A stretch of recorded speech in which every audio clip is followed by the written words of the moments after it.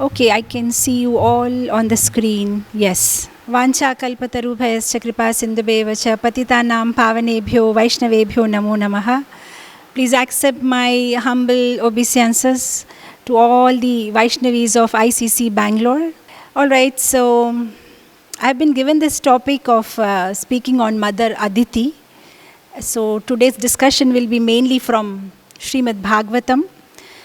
So primarily we all know that Mother Aditi is the mother of Supreme Personality of Godhead. We know how in her previous birth she was Prishni. We know how Kashyap and Aditi were Prishni and Sutapa. And how later in Dwapar Yuga they come again as Devaki and Vasudev. And we all know that she's among the 13 daughters of Prajapati Daksha. And her children are all the demigods. And they're also known as Adityas. And we know about Kashyap Muni also, how he's a son of Marichi, and Marichi who is a son of Brahma.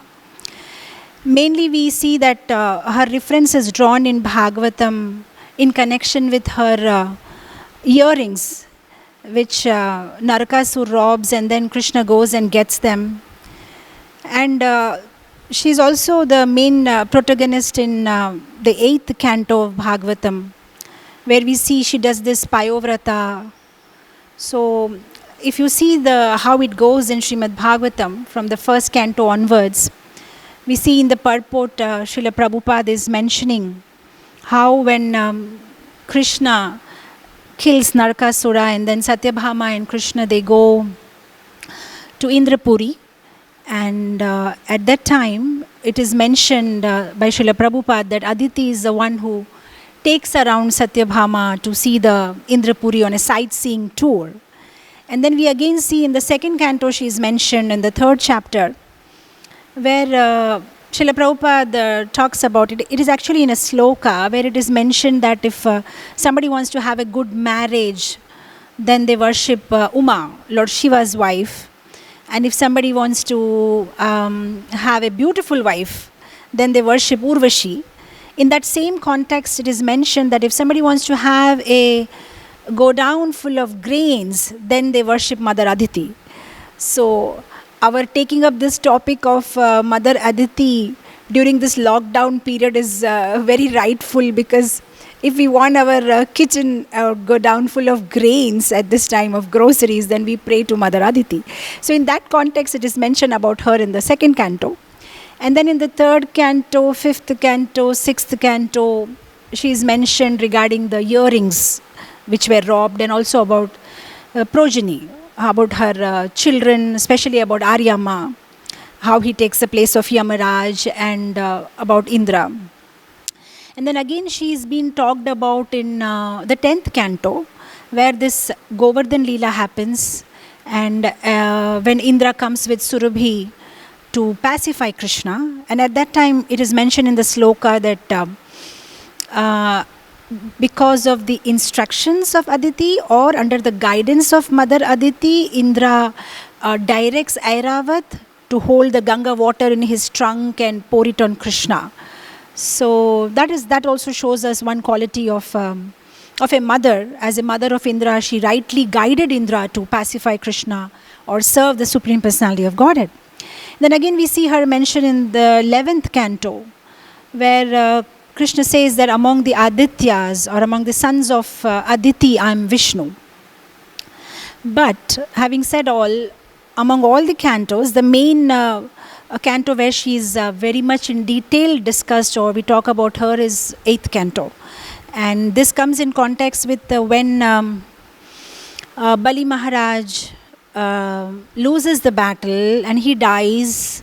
And then when he dies, he's brought back to life by Shukracharya. And then Bali Maharaj, with the guidance of Shukracharya, goes ahead and does yagya and lots of other activities to please the Brahmanas. And then as a result, he regains his strength. And then he actually challenges Indra. He tries to he goes to Indrapuri and try to attack them.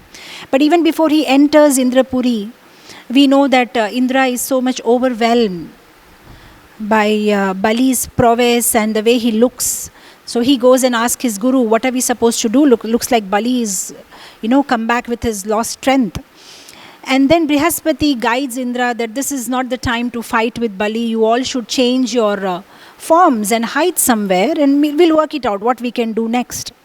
So at that time, Indra and all the other demigods, they change their form and then they all hide somewhere. And they're practically homeless and hiding here and there. And then Bali Maharaj occupies Indrapuri. Now in this context, the whole chapter starts how Aditi is very sad, being the mother of the demigods. Her children are homeless. So the whole ashram and the whole ambience of the ashram is very sad. And then Kashyap Muni walks in and then starts a beautiful conversation between Kashyap Muni and Aditi. And I thought it was so appropriate for us to discuss this conversation, especially all the more because we are in this discussion is happening in a Vaishnavi forum, because we are all Grihasthas, and the whole discussion out there is about Grihastha ashram, the rules of Grihastha ashram, how can Grihasthas be happy and progress in Krishna consciousness. So I thought we will take up today this as the base of our discussion, and then we'll read out one sloka and then we'll go discussing on it. So if you have your Bhagavatams, you can open the 8th canto and we can go to directly to this chapter of Payovrata, process of worship, because there Mother Aditi is the main protagonist. So here we see the sloka begins like this. We are here, Canto 8, Chapter 16, Sloka number 2. Ekada kashyapa tasya ashramam bhagavanagat nirutsavam niranandam samadhe virataschirat. After many, many days, the great powerful sage Kashyap Muni arose from a trance of meditation and returned home to see the ashram of Aditi neither jubilant nor festive. So the whole chapter starts like this, how the whole ashram is very dull and everybody is very sad. And then Kashyap Muni walks in. When I was reading this sloka, one thing just came in my mind. And this word, he says that chirat, after a long time, samadher viratas chirat, after a long time Kashyap Muni came to the ashram or to Aditi back. And I was thinking, this is one thing that we can contemplate.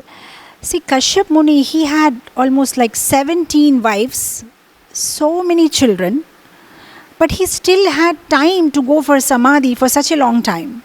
And I thought this was something, because Kashyap Muni is actually, he is like the father of the whole creation. I mean, his wives, have given birth to animals, reptiles, snakes, birds. He's almost the father of the whole creation. So with so many wives and so many children, he's not a sannyasi, he's a grihastha. And he still had time, he still gave time to go and do tapasya. And I thought this is something we should learn from, because we always have this complaint as grihasthas. Though we have just one, everybody has just one wife, and nowadays especially everybody has either one or two maximum children, but still they don't have time for Krishna consciousness. This is the only complaint they are making. So where are we going wrong? How come those people had so much time? Does it mean that we are not organized, or we are not able to organize our time properly? How come they got so much time to be in Krishna consciousness? How come they had time for everything? They were good grihasthas, they were good bhaktas, they were good preachers, they were just about everything. And how come we aren't able to do it? So I was just contemplating on this, and then something came to my mind. I thought probably because we don't have a goal, we are not focused, we are not sure what we want. Because if we have a goal, then nothing is that difficult. See, for example, if let's say somebody wants to go to a departmental store to buy, let's say, bread or cheese. It is as simple as that. You write it down. You want a packet of bread, and you want cheese. You go to a departmental store, you buy bread, you buy cheese, you pay bill, and you come out. It's as simple as that. But if you are not sure what you want to buy, then it's a big process. You will go to the departmental store, you will spend 4-5 hours there. You will not know what to buy because you have not even decided what you want to buy, and you will keep moving from this rack to that rack, not knowing what to do. And if at that time, mercifully, looking at your confused face, if a saleswoman or a salesman walks up to you and says, "Can I help you?" you will not be even sure what to ask for because you haven't even decided what you want to buy because you have no list. So even if the person wants to help you, they can't help you. And I thought our life was something like this. We're not sure what we want. And that is why when a saintly person walks in our life and asks us, "Can I help you?" When our guru walks in and they ask us, "Can I help you?" And we are like, "I don't know how you can help me because I'm not even sure what I want." So I was thinking, this is one thing because we're not having any fixed goal. We don't know what we want. Sometimes we become very serious in Krishna consciousness, and sometimes we are just happy here. Sometimes when we get lots of trouble in this material world, Adi Devik, Adhyatmik, Adi Bhautik, children are not listening, fighting with husband, in-laws giving problem. When all that kind of problems come up, then we suddenly become so serious. I want Krishna and Goloka Vrindavan and chanting. But then when everything looks very settled in this material world, and then we again get relaxed. I think I'm fine. It's going well. We're not that serious. We're not sure what we want. We are confused. If sometime we hear a very inspiring lecture by somebody and we suddenly become so serious, oh my God, we have to go back to Goloka Vrindavan. Our sadhana starts suddenly becoming very good. We start chanting rounds properly. I'm going to read Bhagavatam every day. I'm going to do this. I'm going to do that. We are all inspired. And then suddenly the other day, you go for some Graha Pravesh and you see somebody has a palatial house and a beautiful new Audi car, and then other moment you are inspired by something else, and then you suddenly start thinking, wow, maybe we can balance both the things together. Maybe we should earn money and be Krishna conscious at the same time.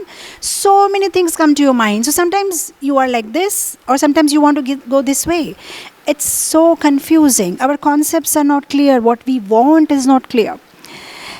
Our mentality is something like that of a child.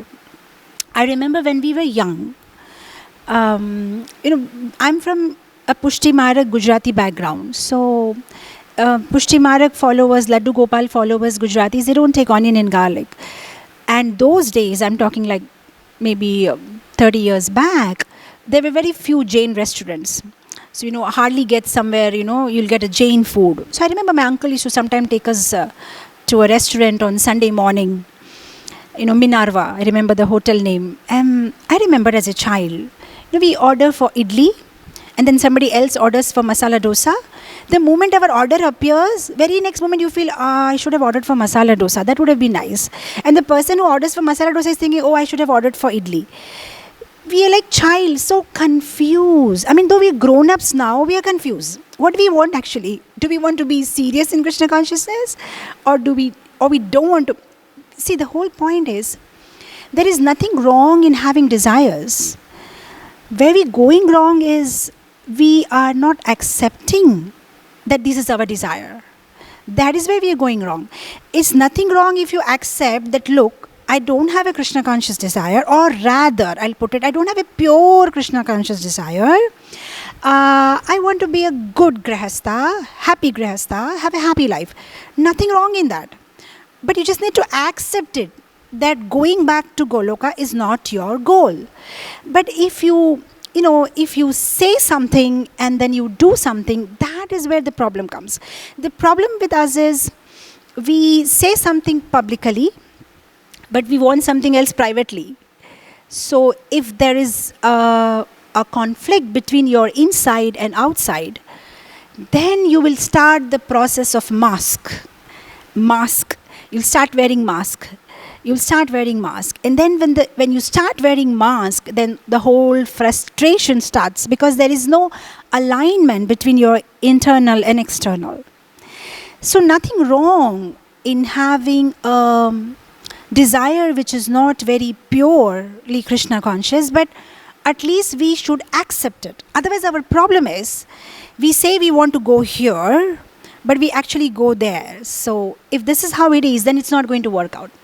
So we need to decide, all right, my desire is not very Krishna conscious, but I want to be happy grihastha. I don't want to be bad to anybody. I want to be nice to people. I don't want to commit sinful activities. Very fine. Even if you are sincere about that one desire, you will slowly end up being Krishna conscious, because it's step by step. But if you desire something else and then you go something else, then it's a problem, right? So like, for example, let me prove it to you in a minute. I can see some of you on the screen. Tell me if I'm right. You can just raise your hand. You have heard about Shravan Kumar? Yes, I can see a hand now. You have heard about Shravan Kumar. Very nice. So we all like Shravan Kumar, right? I mean, he was so nice. I mean, he was so sincere. He took care of his parents so well. He was he's a dream son. He took them out for Tirtha Yatras. So now tell me, how many of you would like to have a son who is like Shravan Kumar? Just a raise of hand. I can see you all on the screen. How many of you want to have a son who is like Shravan Kumar? Now my second question to you. Mataji, would you like to have a husband who is like Shravan Kumar? No, husband shouldn't be like Shravan Kumar, because if your husband is like Shravan Kumar, he keeps asking everything to his mother and he doesn't ask you, then you are like, no, I don't want to have husband who is like Shravan Kumar, but I want to have a son who is like Shravan Kumar. So you're just contradicting yourself. So you're not even sure what you want. You're not even sure who is your ideal. So that's the problem. So I was just contemplating on this sloka and thinking that, how come Kashyap Muni got so much time and we didn't? We aren't getting time. It's just because we are not sure what we want. If our goal is fixed, if we are clear about what we want, then the path is not very difficult, right? It's not very difficult. It's not about which ashram we are in. Kashyap Muni was not a sannyasi, he was a grihastha. But it's just about what is your goal in that ashram. Like, for example, I've seen there are brahmacharis who enter into brahmachari ashram with a goal to become grihastha. They think, no, in future I have to become grihastha. That's their goal. And I've seen some exalted grihasthas who entered into grihastha ashram with a goal to become a sannyasi. They are like, I finish up my duties on this time, and this is what I'm going to do. They plan and program the whole thing, and this is where I see myself after 30 years or after 20 years. So though they are in grihastha ashram, but their whole goal is, how do I get to vanaprastha, or how do I get to sannyas? So I thought this sloka was very inspiring, that when he could do it with 17 wives, why can't we do it? We have just such a small family, husband, wife, maybe 1 kid, 2 kids, or maximum 3 kids. That means we like Abhimanyu's, we like Abhimanyu, he just entered the Chakravyuh, but he didn't know how to come out. So we know how to enter the Grihastha ashram, but we don't know the way out.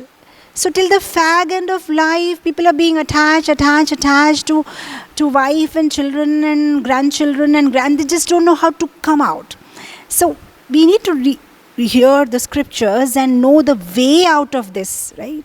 That means somewhere we need to review and reprogram our lives, right?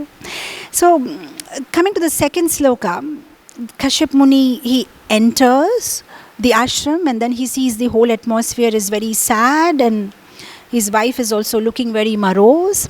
And then in the second sloka, Sukadeva Goswami says that Mother Aditi, she offered a seat to Kashyap Muni very politely, very respectfully, and gave him a proper seat and proper respect. And then Kashyap Muni starts his conversation. And I thought this was also one very important thing that we can learn from this sloka, is that you can imagine the situation now Aditi is going through. Okay, she's in a bad situation. Her children are homeless. Bali Maharaj has occupied the Indrapuri. They don't know where to go. And in such a situation, her husband walks in. And she doesn't show her frustration to him. She's so kind, she's so polite, and she's so respectful. And I was just meditating that how come, you see, nowadays, I mean, all of us, if a little provocating situation and we will burst out. Right? Now imagine, forget about children being homeless. Even if our domestic maid, our servant doesn't turn up, we will take it out on our husband. The moment he walks in from the office, and by mistake, if the poor fellow asks for a glass of water, he's finished. Because you tell him, you're asking me for a glass of water? My servant has not come today. I washed the clothes, I cleaned the vessel, I picked up the children from home. I did all this, and then you come home and ask me water. I mean, we'll just take out the whole frustration on him just because our servant is not at home. Now imagine Aditi, the whole situation she is in. Her children are homeless. They've changed forms and they're hiding here and there. And here is Kashyap Muni, he walks in and she doesn't burst out, oh, you have come, I want to tell you so many things, sit down. This is what happened with our children, nothing. She first offers him respect and offers him a seat to sit down. And I thought that was amazing. If it's us, the first thing is we will taunt him on his devotion. Yeah, you go to your temple, you complete your rounds and you do your seva. This is what you keep doing. This is so much issue happening and you're not bothered. You see, we'll start with all these things. I'm taking the liberty to very openly discuss these matters here today because we are all this is a Vaishnavi group, and this is a regular thing that happens in every household, family life. But here she is in a provocating situation. She's so polite, she's so respectful, and she's not forgetting what she's supposed to do and how she's supposed to address her husband. And I thought, how do we go about it? What are we supposed to do to come to that level? That means we need to prepare ourselves all through so that any time in our life when there are provocating situations, we can keep a proper balance of our minds, right? Because, you see, I'll tell you a story. There was once a man who had a farmhouse next to the ocean, very, very close to the ocean. And that area was a storm-prone area, a lot of storms all the time. So he was not getting any servants because every time they do all the arrangements and the storm comes and just destroys everything. So he was going on looking for some servants. And this time he got one man. He said, fine, I'm ready to work in your farmhouse, but I have a condition. I don't work when there is storm, but other days I work. Now this man was like, anyway, I'm not getting any servants, so it's all right. At least you will work on other days, you please join. So now this man started working in his farmhouse, and there were horses and barn, lots of grains, storerooms, and he was doing a good job. Now one day it so happened that it was thundering, storms and thunder, a big cyclone, it's raining. And so then in the middle of the night, the owner of this farmhouse gets up and he runs to his servant and he knocks the door. Get up, come out, it's raining, we need to tie up things, This servant, he says, sorry sir, when you employed me, I told you, I will work every day, but I will not work on the day there is storm. This man is all upset. Why did I even hire him? It's all right, you sleep, I'll just do myself. So then he just runs to the stable and he sees that the horses are all tied properly and perfectly. And then he runs to the storeroom and he sees all the grains are kept very safely. And then he runs to other places to check out what's happening. And he sees everything is so well organized. There be big weights put on the shed so that they don't fly off when the wind blows. Everything was so perfectly done that there was nothing needed to be done. So then this owner also goes home and goes to his room and takes rest. And then he understands, oh, why did my servant say that I don't work when it rains? Because he doesn't need to, because he's been working all the time so perfectly. So I was thinking this is something which we need to adapt in our life. We do our sadhana, we do our vanchan, we do our chanting, hearing. We focus on our behavior, the way we talk, walk, speak, so much so that during favorable times, and we train our minds such a way that when an unfavorable situation comes up in our life, we are well prepared to face it. We are well prepared to face it, right? So if we train ourselves during favorable situations, then when provocating situations come up in our life, we'll be able to act soberly, right? So like you see, especially ladies, all of us, we have a habit of using certain masalas very frequently in our kitchen. Like you see, you use turmeric, salt, red chili powder. These are regular ones, but there are some masalas which you don't use regularly. Now, what happens when you don't use something regularly? It just goes back in your kitchen, and the masalas which you use regularly, they are all lined up in the front. And sometimes it so happens that you end up going and buying those masalas again from the grocery store because they went so much behind in the rack, you don't even know that those masalas exist in your kitchen. Now the same thing happens with our svabhavas. If we are used to using a certain type of vocabulary, behavior, reactions, regular basis, then we become so used to that in every situation we keep using it. Right? That means we need to work on what kind of behavior are we practicing in our day-to-day life. This is not something which is going to happen overnight. That means the kind of behavior that the way we behave with devotees or with the outsiders, the same way we need to behave with the Vaishnavas, with the devotees residing in our house. If we practice it, then we'll be able to have our inside and outside same. Then we will not need mask. We'll be ready to face any provocating situations. Because what we have filled in us is what is going to spill out during provocating situations. Like say for example, we're just walking around with a mug of tomato soup and somebody just comes and pushes you. What happens? The tomato soup spills out. Now somebody may say that the tomato soup spilled out because this person pushed me.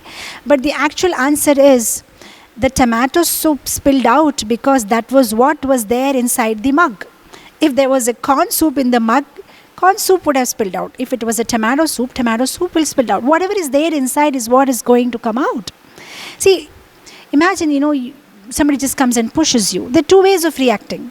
One way is you just go all out and say, how dare you, can't you see properly, can't you walk properly? And there is one way of reacting, you say, that's all right, it happens. There are lots of people here and we can understand, there's lots of crowd, that's all right. So there are two ways of reacting to the same situation. That means you bring out what is there inside you, right? Now we see Aditi is in a very provocating situation. I mean, nobody would have questioned if she would have burst out in front of her husband, but she still maintains her stability, maintains her good qualities, and she very, very respectfully approaches her husband and gives him a seat. So I thought this whole conversation, this whole chapter gives so many good lessons of how can we behave as a grihastha. How should be a relation between a husband and wife. What is the ideal behavior? Then coming to the sloka number 4, Kashyap Muni starts his conversation and he very lovingly addresses his wife. He says, "Oh gentle one," he asks that how come the situation is like this in the ashram? Has something inauspicious happened in regards to the religious principle, in regards to the brahmanas, or in regards to people in general?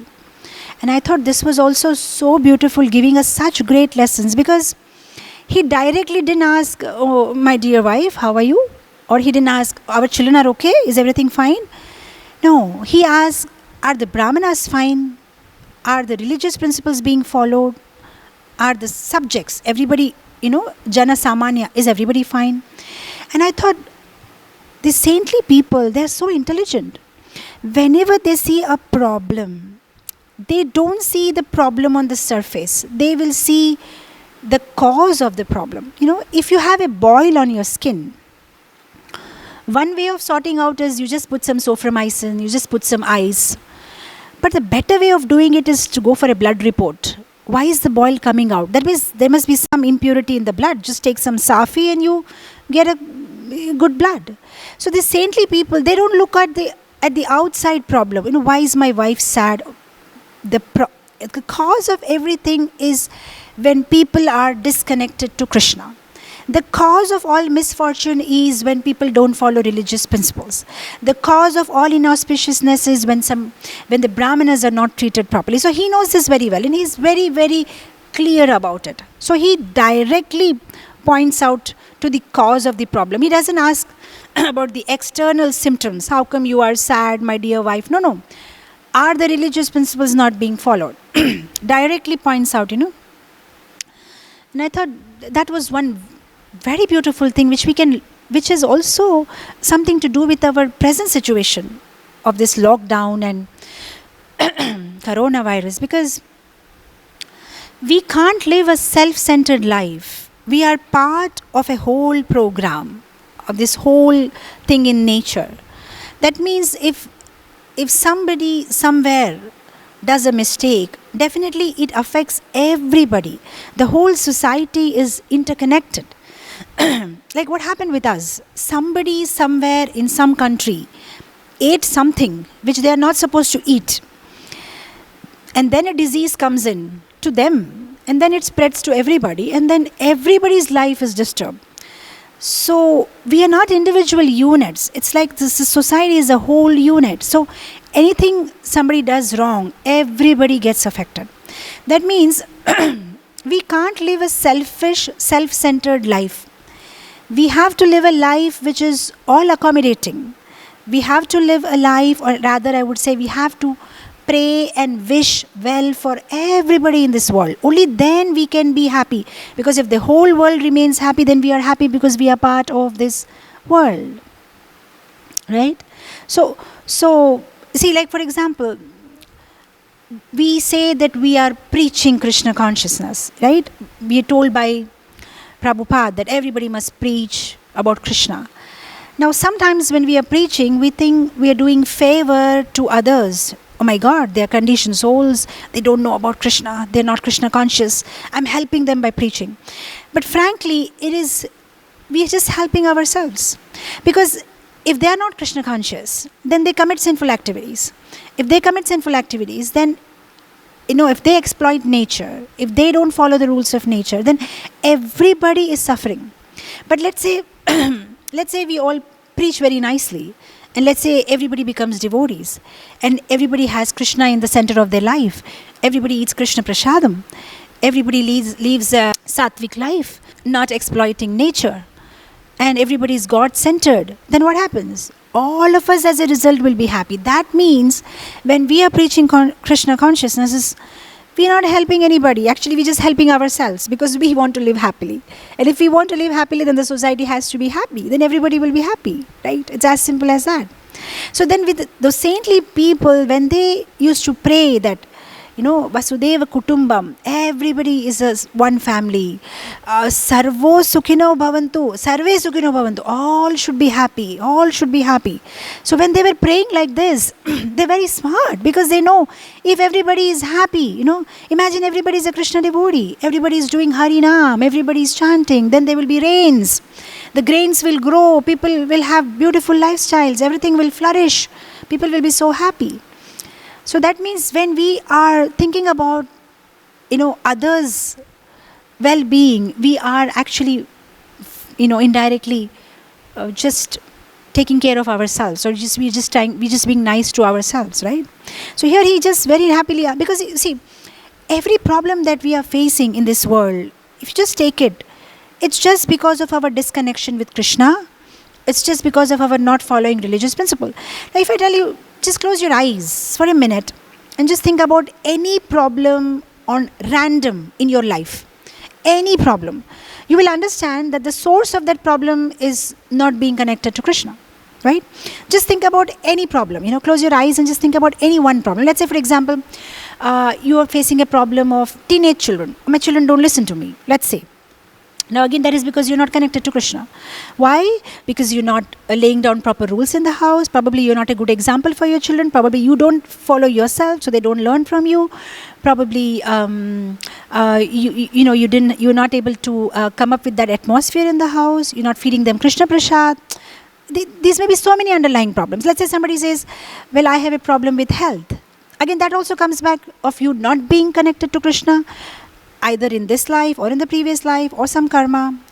you know, or you don't have a regulated life, you're not following proper, either you're doing maybe atyahara, you're not doing things. So everything again comes back of not following religious principle. Let's say somebody has a financial law. So let's say somebody is not doing well in their business. Again, you can also connect that of not being connected to Krishna.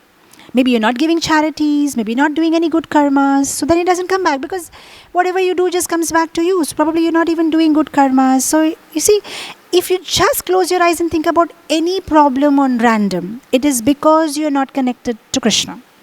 That means we need to be connected to Krishna. That's the solution. That's the only solution for all the problems that we face in this world, right? But even if it's Adi Devik, Adhyatmik, Adi Bhautik, there are no rains. Why? Because there's no Harinam. There are earthquakes. Why? Because the Mother Earth is unhappy, doing so much sinful activities. So then here, Kashyap Muni asking Aditi is so apt. He doesn't ask, why are you sad? He asks, are the religious principles not being followed? Are the Brahmanas not being, are the people in general?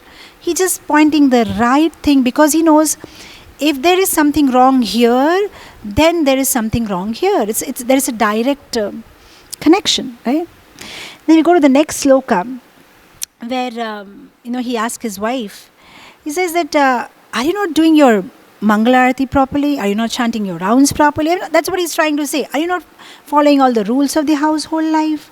Are there some discrepancies, And he just addresses her as Griha Medhini, somebody who is very attached to the house. So he said, because of your too much attachment to your household activities, are you ignoring your spiritual activities? Very straightforward question he asks her.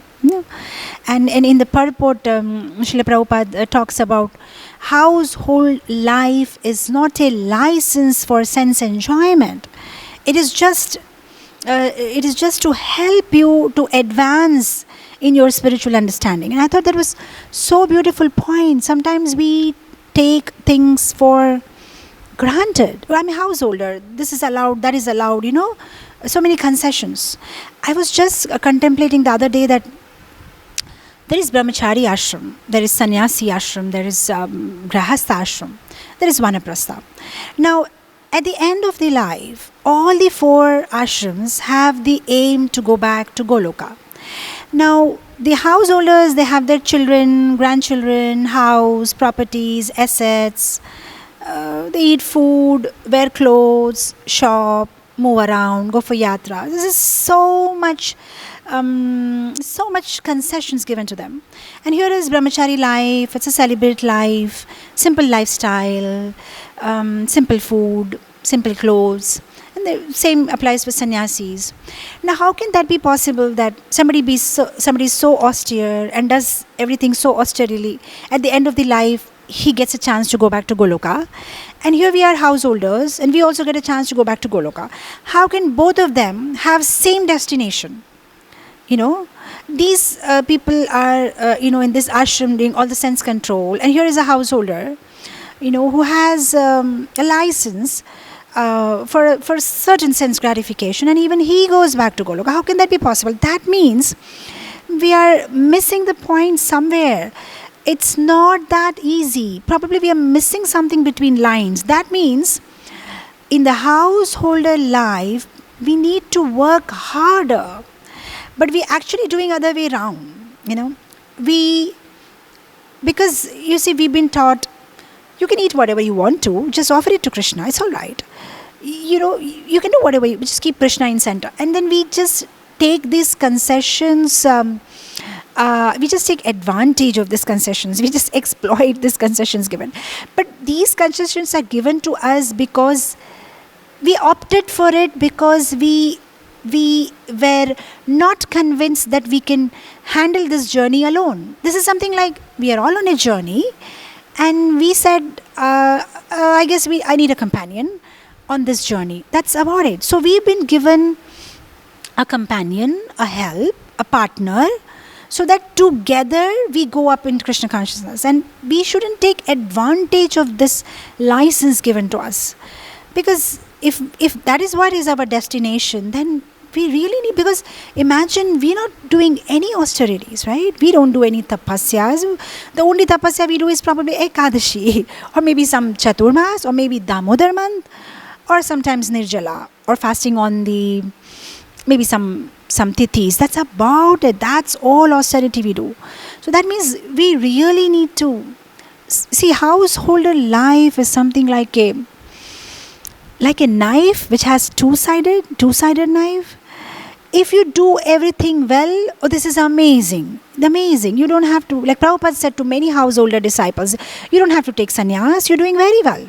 So happily, husband, wife, children, they can pray together and go back home, back to Godhead, very happily.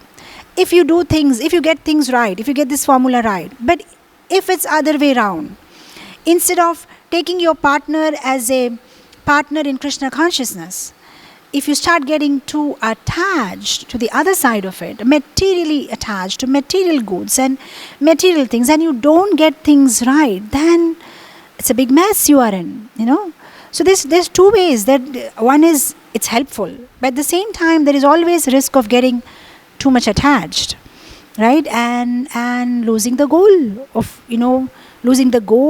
your journey. So I thought this was very, very important point where he addresses her as Griha Medini. I mean, it's just like warning. I hope you're not becoming a Griha Medini, just too much attached to your house and, ignoring your spiritual practices. We all know the story of how Indra became a pig when he was cursed by Brihaspati, and then he didn't want to go back to Indrapuri, even though he was requested by the Devatas, and he said, no, I have my little piglets, and I have my little, my wife, my pig wife, and my piglets, and just see, the fresh stool is being poured out, near the trash, and I need to just go and have it, so I don't think I want to come back to Indrapuri. So we shouldn't put ourselves in that kind of situation that, we are on this journey and we've been given partner to help, but it's not that we just get stuck here thinking that this is the, the do-all and, of our lives. So we need to be careful, otherwise we'll become like those wife of Tukaram. I'm just reminded of how Tukaram tells his wife, that the Viman has come from Vaikuntha to take us, so let's go. And Tukaram's wife is like, who is going to take care of my buffalo? You go to Vaikuntha. I need to take care of my buffalo, because if I come with you, who is going to make my buffalo take bath? Because she had that buffalo, her mother gave it to her and she was very attached. And then Tukaram says, all right, I'm going. And she's like, all right, bye-bye, just, farewell. Because I need to take care of my buffalo.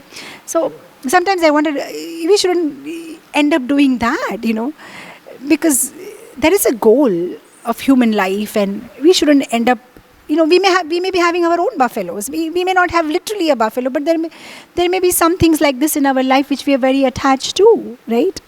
Like a couple of years ago, there was this very beautiful article in Back to Godhead magazine about who is your dear, It was, the article said that how Sita Mata was attracted by deer, and then because she was attracted by deer, she had to have separation from Lord Ram. And then it talks about how Bharat Maharaj, he got attracted to a deer and he had to take again birth as a deer and Jada Bharata. And then he talks about Dashrath Maharaj, how he wanted to hunt a deer, and then he thought it's a deer, and then he puts the arrow, but it's not deer, it's Shravan Kumar, and then Shravan Kumar curses him that you will get separation from your son. So then he just drew comparisons that, Sita Mata also, because of the deer, she got separated, and Dashrath Maharaj got separated because of the deer with Ram, and Bharat Maharaj got away from spiritual practices. So who is your dear was his question. Who is your dear? Now, dear literally doesn't mean this D-E-E-R, dear. It may also mean who is your dear, D-E-A-R. That means who is that about whom you are very attached to? Are you always thinking about? Are you always worried that you may, lose the person? And who is the one whose affection is going to keep you in this material world? You need to check yourself. Whom am I so attached to? Who may just keep me around here in the material world for some more time, right? We need to have that introspection. So because as grahasthas, it's very natural for us to get attached to our family members, So I thought that was one very, very, very nice point. And then, of course, this topic by itself is so huge. And then in the next sloka, he talks about, Kashyap Muni asked him, that, what about the guest? Did you treat the guest properly? He talks about the actual guest, means uninvited, like we rightly call them atithi, who have come uninvited, or we were not prepared to receive them, right? Tithi is a particular date. You come on a tithi. Atithi is somebody who comes uninvited without informing you a date. And then this is the next question he asked. First he asked, how are the brahmanas? Are you following the religious principles? And then he asked that, are you not following properly your spiritual practices because of too much attachment with the household activities? And then the third question he asked that, probably you didn't treat the guest properly. Was it the case? He's asking her. And I thought this was also a very good point, which I would like to emphasize on, because we are all grihasthas, matajis, and I think this is one of our department where we need to take care of the guests who come home very nicely. Because you see, just like you have Vaishnav Seva, you have Tulsi Seva, you have Vigraha Seva, you have Guru Seva, you have something called Atithi Seva, which needs to be done properly, right? In fact, in Srimad Bhagavatam, Canto 5, they talk about different types of hell, in which there is a talk about one hell which is called Krima Bhojana Naraka. So, the people who don't feed the guests who have come home properly, they just eat themselves. They are sent to this hell called Krima Bhojana. And there they will be given a body which will be eaten by Krima. The insects and worms will eat their body. So they have to be so careful when a guest comes, you feed the guest properly. And then there is another hell. It's called Pariyavartana. And that hell is for people who look at the guests scornfully. Something like, oh my God, this time of the day, how do you appear this time of the day? How can you come now? If you have that kind of an attitude when you look at the guest, oh, I was just going out for shopping and these people drop in. If you give that kind of a look to the guest, then you are sent to this hell, which is called Pariyavartana. And in that hell, what happens? In that hell, the hawks and the different kind of cruel birds, they just come and they just take off your eyes, and you are in pain. This is what is described in the 5th canto. For more details, you can read there. So these are the different kinds of hells if you don't take care of the guest. So that is why you see in the olden days when people made house, apart from the master bedroom, children bedroom, they always had a guest bedroom, because the atithis, there has to be some arrangement for the atithis. They need to be given a proper place, proper respect, proper food, right? According to one's capacity. There's no hard and fast that, you cannot go beyond your capacity. Something like, you see in Krishna Leela, there is a story of how when Krishna goes to Mithila, Bahulashava, king also welcomes Krishna and Shrutadev also welcomes Krishna. And both of them treat Krishna or host Krishna according to their own capacity. Bahulashva is a king, so he does it with all luxuries. And Shrutadev is a poor Brahman. He doesn't even have kusha grass or a mat, so he borrows it from his neighbor and gives it to Krishna. But Krishna is happy according to one's capacity. One need to serve the guest, right? Like Prabhupada said, actually the grihasthas is supposed to call out 3 times. Anybody hungry? Anybody hungry? Anybody hungry?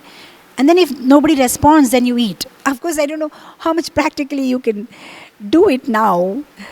But definitely there are ways you can do it. You can feed Vaishnavas, at least on special tithis, there are ways to do it, right? So we first give bhojana to atithi, we feed them. And see, even if you see Krishna in his own life, he has given us examples of how to treat the guest. If you see how Krishna treated Sudama, oh my God, he was so kind. Though he was a king, but he was so nice to Sudama. If you just see how Krishna treated Bhrigumuni, though Bhrigumuni was not nice to Krishna, he kicked Krishna, but Krishna was so kind to Bhrigumuni because Bhrigumuni was a guest, right? In fact, in the 10th canto, chapter 64, there is a conversation where Krishna is telling to the Yadu Kumaras, he says, my dear boys, you should be very respectful to a Brahmana, even if the Brahmana criticizes you, curses you, no matter whatever way he behaves with you, you should always be respectful to the Brahmanas. Yeah, there is a mention there, and he says that if, oh my dear followers, he is addressing them. And Vishwanath Chakravarti Thakur mentions in his commentary that means if you are not treating Brahmanas or not treating your guests properly, that means you are not followers of Krishna, because if you are followers of Krishna, then you have to treat the Brahmanas or the guest nicely. You see, that's our Vedic culture. Even if you see in the Mahabharata, there is a story of how Bhima and Arjuna and Krishna, they go to Jarasandha, right? And they're fighting every single day with Jarasandha. There is a wrestling match going on. But at the end of the day, when the match is over, Jarasandha is so kind to them, giving them all kinds of nice preparations, food, all arrangements, because they were Jarasandha's guests. So Jarasandha, even though he was so demoniac, he had this sense that we need to be nice to our guest. He didn't want to do aparad. He didn't want to do that. He wanted to, though again next day morning they're all ready to fight. And then that war goes on and it was not some friendly war. It was a war where there was do or die. There was Jarasandha supposed to kill Bhima, or Bhima is supposed to kill Jarasandha. That's about it. That's going to be the end. But still he was so nice to them. Even if you see Duryodhan, when Arjuna came to, in Duryodhan's tent during the Kurukshetra war, Duryodhan was so nice to him. Oh, Arjuna, please come, have a seat. How can I help you? What can I do for you? If you want, I can give you the whole kingdom. What is your desire? Please let me know. So that was our culture. That was our culture. You see, King Rantidev, we see how he was fasting for 48 days. But when he had guests, he was first ready to offer food to them. We see in the case of Shibi Chakravarti, the pigeon had come to his shelter and he was ready to give up his own flesh just to protect the pigeon from the hawk. See, amazing. We see so many pastimes, how the guests are supposed to be treated. And also, on contrary, we see cases where the guests were not treated properly, and then what was the end of those stories, right? We see how Romaharsha was not respectful to Balaram as soon as Balaram enters, and then he was killed.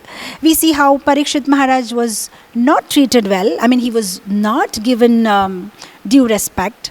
Of course, it's a different story. I'm just trying to take something from those stories. And then he was all upset, and then again he got cursed. And the whole thing happened because, he didn't respect the guest. Parikshit Maharaj was not respected by Shamik Rishi, even though he was... Shamik Rishi was the Brahmana and Parikshit Maharaj is a Kshatriya, but because Parikshit Maharaj was a guest at his ashram, he's supposed to offer him proper respects, right? So we see in the case of Indradyumna Maharaj, though he was in tapasya, he was not aware that Agastya Muni is walking in, but that was expected. That was the high standard expected in those days, that he's supposed to get up and, because Agastya is a Brahmana, welcome him, because Agastya came to his hut wherever Indradyumna Maharaj was practicing his austerity or tapasya, right? We also see in the case of Romapad Maharaj, in Ramayana, so how Romapad Maharaj had a guest home, and at that time he was busy in giving some charity, and then he gives some charity to this guest, and then the very next moment he thinks maybe this is not suitable for him, and he just takes it back. And because of doing that, not treating the guest well, then for 12 years there is famine in his kingdom, and then we all know how Rishi Shringa comes, and then the whole thing happens, and then the rains come. But what I'm trying to tell you is that the guests need to be treated very warmly, right, very respectfully. And Prabhupada was saying in many places that if you have nothing, at least you can give a smile, be respectful to them, and offer a seat. And if you're very poor, just pay obeisance to them and say, sorry, I don't have anything to offer to you, but at least offer sweet words, right? So this is one very, very important lesson that we understand by the conversation between Mother Aditi and Kashyap Muni, where he is emphasizing that, are you taking care of the guests, right? In fact, in the Skanda Puran, it says that there are 6 Vaishnava parads, and very, very gross ones, and out of that, one is when you don't smile at Vaishnava.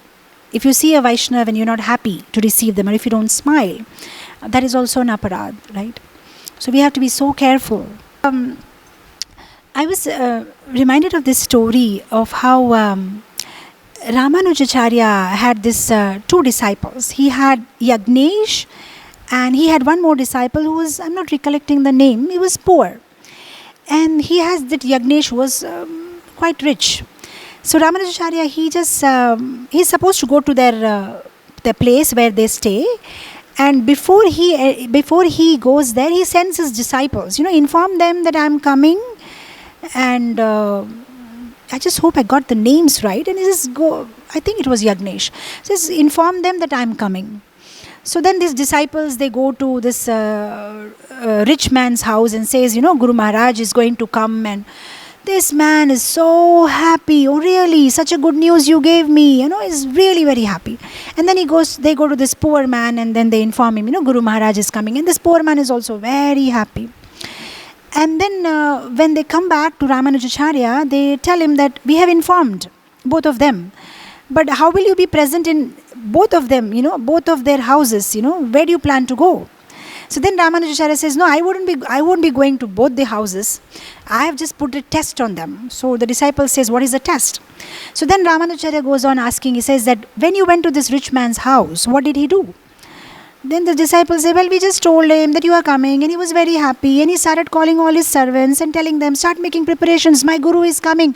He started putting toranas and rangolis and making the list of what items he's going to feed you. Amazing, Guru Maharaj, he was so happy to receive you. And then Ramanujacharya asked a question, but how did he treat you? So then said, what does that mean? No, did he offer you a seat? Did he offer you some water? Did he offer you some sweet words? And they were like, no, he was so excited with the news that he didn't offer us any, nothing. He was just so excited. And then Ramanujacharya asked about the second disciple, who was a poor man. And he says, what did he do? So then this disciple says, Guru Maharaj, he was also very happy when he came to know that you are going to come.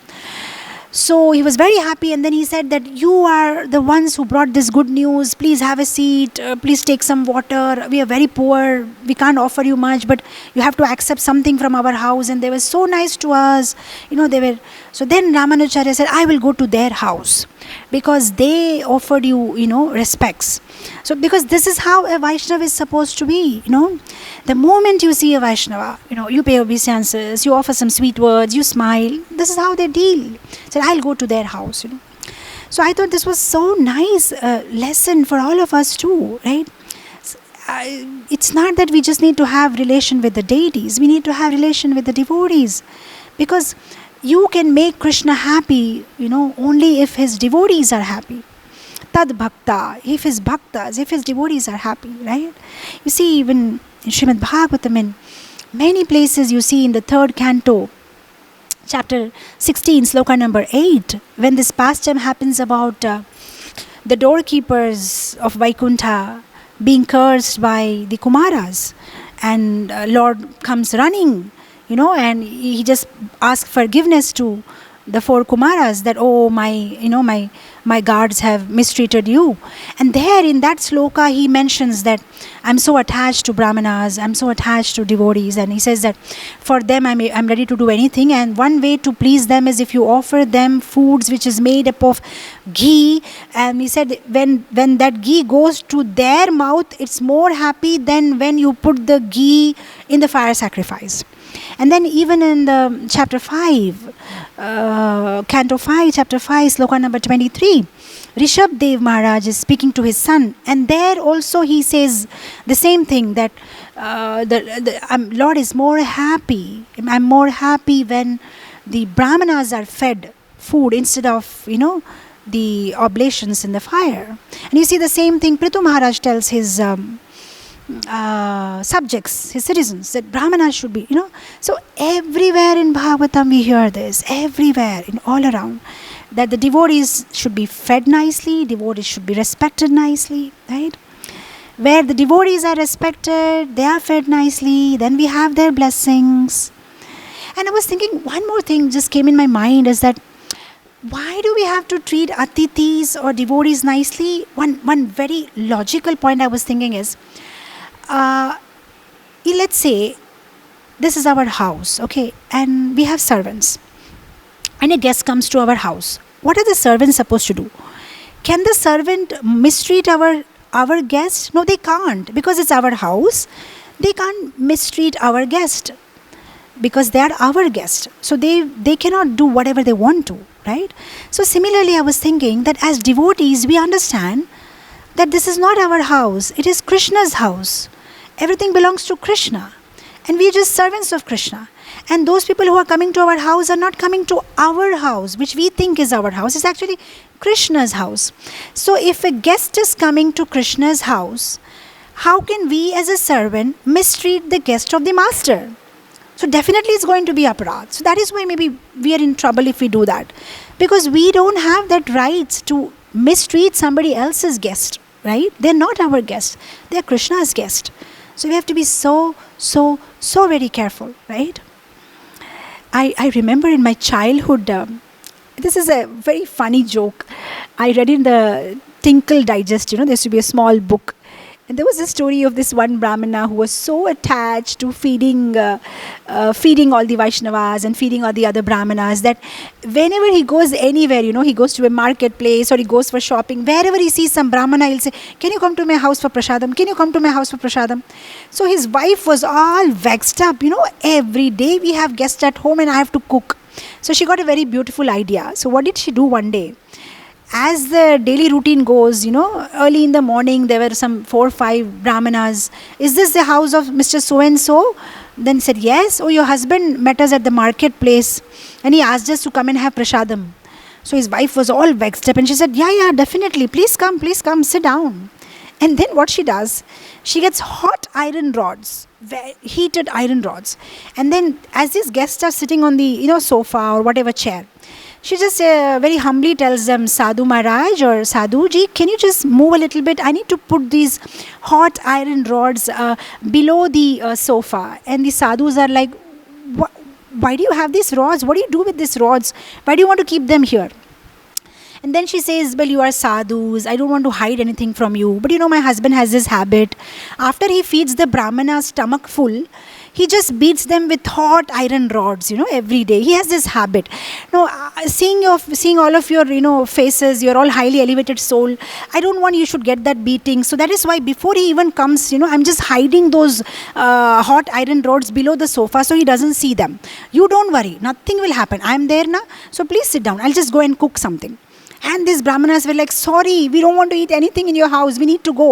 No, please don't do that. If my husband comes home, he'll be so sad. Not, if you don't eat here, please stay. And they're like, "Sorry, we don't want to eat anything at your house."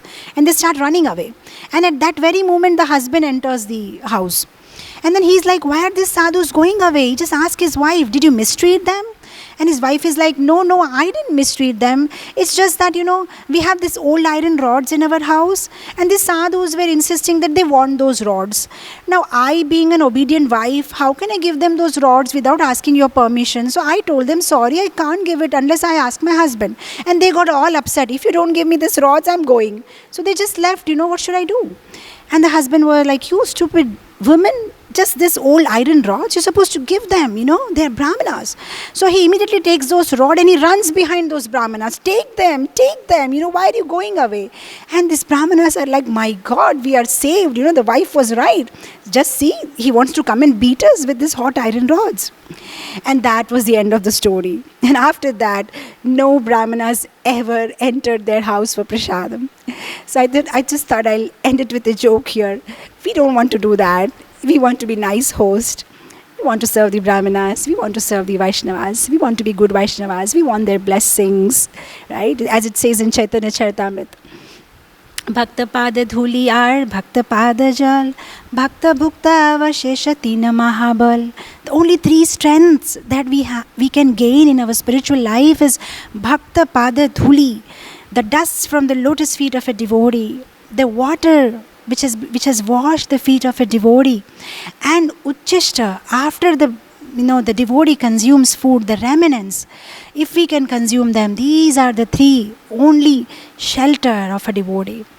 So I thought this one very important lesson that we can draw from this episode is that we need to be nice hosts, nice Vaishnavas. We should serve the Brahmanas nicely. As Grihasthas, we can't be self-centered and selfish. Grihasthas are the ones who have to serve the other classes. We have to serve the brahmacharis. We have to serve the sannyasis.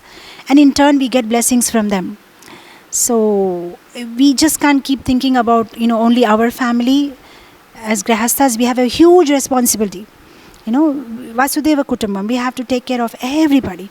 Not only that, we won't be able to take the slokas further because of the time restrictions. But if you see in the further slokas, he'll be telling them, are the beggars fine? Are your servants fine? Did you take care of even the beggars and servants, are you taking care of them properly? Right? Even in Srila Prabhupada's life, we see how Prabhupada's father, Gaur Mohan Dey, used to keep prasadam for the rats in his cloth store. So as a Grihasthas, we have responsibility towards everybody. Everybody, sarvai sukhino bhavat. Everybody should be fed. According to our capacity, I'm not saying, how much we can do, but according to our capacity, we should feed everybody, whatever is possible. Right? I remember as a young girl, my father had this habit. Whenever he used to take prasadam in his plate, every day, in my childhood, I've seen this. The first morsel, the first piece of chapati, he will dip it in dal and the curry and whatever is there in his, and little rice, and then he'll put that separately in a dish. And then he'll start eating. And then after he washes his hand, he would just go and put that in the balcony of our kitchen. And I see sometimes crow used to come, almost every day. A crow comes and then he just picks it up. And then my father used to say that he's doing that for the Pitrus, just sending it, And I thought it was beautiful. Of course, when we were children, then we never understood this. But now when I reflect on those, I thought it was amazing. As a Grihasthas, we have responsibility towards everybody. I remember as children, our daily routine was, in the morning. Though we were so lazy to do it, but we were insisted by our parents, we used to go on the terrace of our house and put food for the pigeons. It was fun also. You just put those grains all over and the pigeons used to come and eat them. And then I remember my father going every day to a temple nearby where he used to distribute some upma prasadam to the orphans. And so I thought it was so beautiful. I mean, Grihastha life is taking care of, the needy, the poor, the brahmanas, everybody, right? And I remember my mother during the Dwadashis, and the next day of Ekadashi, we used to have a Brahmin coming to our house. After some time, he got a paralyzed attack, and then his wife used to come. And she used to come with a bag, and we never gave them cooked food. But we used to give them atta and dal and rice, and then the 51 rupees. And then she used to have all those small boxes where she used to put all this atta and then rice and then dal and then salt and then, and then she used to go to next house. And every Dwadashi we used to do it without fail. And when I came to class 9, then my mother asked me to do it. Initially, I used to see her doing it, and I thought it was really beautiful. So I think as parents, we need to put that in our children, we need to cultivate that. If we do it, our children will do it, will do it. Like I remember as children, when we celebrated our birthdays, we used to go to the hospitals, orphanages, give something. It was cultivated naturally. But of course, now we celebrate birthdays in a different way. Nowadays, birthdays means children expect gift. But when we were young, we were taught that birthday means you have to give gift. So I remember we used to have a competition between me and my younger sister, who's going to give more on his birthday. Hey, you distributed to 2 hospitals, 3 orphanages. I did it to 5. And that was our competition we used to have. Who's going to do more? Because that's how we were trained. But now we're training our children the other way around. What do you want for your birthday is what we ask our kids. And then the whole life, they just want and they want and they want. But then we need to teach them to give and give and give.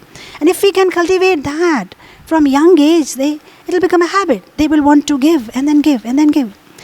So anyway, culminating this topic here, if a grihastha can be happy, only if the life is God-centered, Krishna-centered. That means between the couple, there should be the divine couple. Only then can a grihastha life be a happy life, a happy journey back home, back to Godhead. Thank you so much. I'll end it here. Sab Krishna, Krishna, Krishna lage. Sab Krishna, Krishna.